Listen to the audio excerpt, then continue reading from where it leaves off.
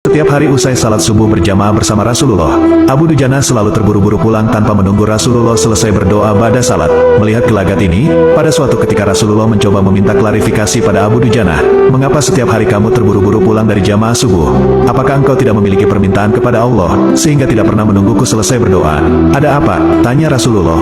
Abu Dujana menjawab, "Begini ya Rasulullah," kata Abu Dujana memulai ceritanya, "rumah kami berdampingan persis dengan rumah seorang laki-laki. Di atas pekarangan rumah milik tetangga kami ini, terdapat satu pohon kurma menjulang. Dahannya menjuntai ke rumah kami. Setiap kali ada angin bertiup di malam hari, kurma-kurma tetanggaku itu saling berjatuhan mendarat di rumah kami. Ya Rasulullah, kami keluarga orang yang tak berpunya.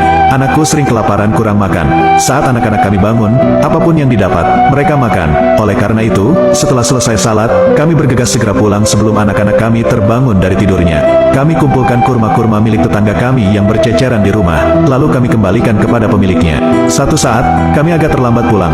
Ada anakku yang sudah terlanjur makan kurma hasil temuan. Mata kepala saya sendiri menyaksikan, tampak ia sedang mengunyah kurma basah di dalam mulutnya. Ia habis memungut kurma yang telah jatuh di rumah kami semalam. Mengetahui itu, lalu jari-jari tangan kami masukkan ke mulut anakku itu, kami keluarkan apapun yang ada di sana. Kami katakan, 'Nak, janganlah kau permalukan ayahmu ini di akhirat kelak.'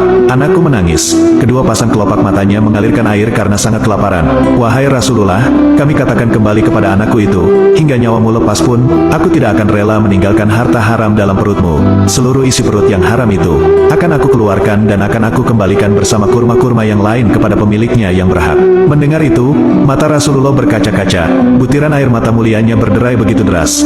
Baginda Rasulullah kemudian mencoba mencari tahu siapa sebenarnya pemilik pohon kurma yang dimaksud Abu Dujana itu. Abu Dujana pun mengatakan bahwa pohon kurma itu milik seorang laki-laki munafik. Baginda Nabi segera mengundang pemilik pohon kurma dan menyatakan ingin membeli pohon kurmanya. 'Bisakah tidak jika aku minta kamu menjual pohon kurma yang kamu miliki itu? Aku akan membelinya dengan 10 kali lipat dari pohon kurma itu sendiri.' Pohonnya terbuat dari batu zamrud berwarna biru, disirami dengan emas merah, tangkainya dari mutiara putih. Di situ tersedia bidadari yang cantik jelita sesuai dengan hitungan buah kurma yang ada. Kata Rasulullah menawarkan. Laki-laki munafik ini lantas menjawab dengan tegas, 'Saya tak pernah berdagang dengan memakai sistem jatuh tempo. Saya tidak mau menjual apapun kecuali dengan uang kontan dan tidak pakai janji kapan-kapan.' Tiba-tiba sahabat Abu Bakar As-Siddiq datang, lantas berkata, 'Ya sudah, aku beli dengan 10 kali lipat dari tumbuhan kurma milik Pak Fulan yang varietasnya tidak ada di kota ini. Lebih bagus jenisnya.' Si munafik pun kegirangan sembari berujar, 'Ya sudah, aku jual.' Abu Bakar menyahut, 'Bagus, aku beli.'